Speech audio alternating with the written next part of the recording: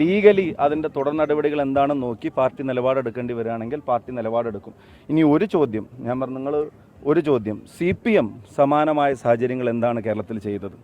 രണ്ടാമത്തെ ചോദ്യം, പാർട്ടിയുടെ ജില്ലാ സെക്രട്ടേറിയറ്റ് കമ്മിറ്റി അംഗം, മുൻ MLA, മുൻ ഏരിയ സെക്രട്ടറി, DYFIയുടെ മുൻ സംസ്ഥാന വൈസ് പ്രസിഡന്റ്, ശബരിമല പോലെ ഏറ്റവും പ്രധാനപ്പെട്ട ഇടത്തിൽ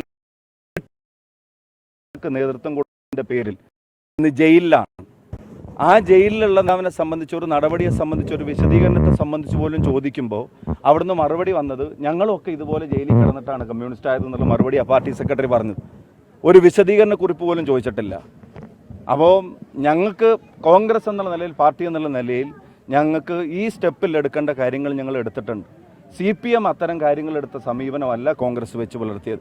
ശബരിമല പ്രശ്നത്തെ ലഘൂകരിച്ച് കാണാൻ കഴിയുകയില്ല. കേരളത്തിലൊരു ഗവൺമെൻറ്റിൻ്റെ കാലത്തും കേട്ടുകേൾവിയില്ലാത്ത അഴിമതിയാണ്.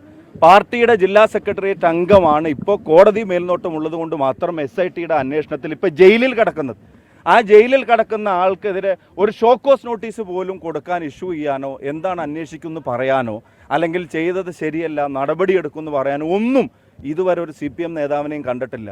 കുറച്ചൊക്കെ ചോദ്യങ്ങൾ ദയവ് ഇത് അങ്ങോട്ടേക്കും ചോദിക്കാവുന്നതാണ്.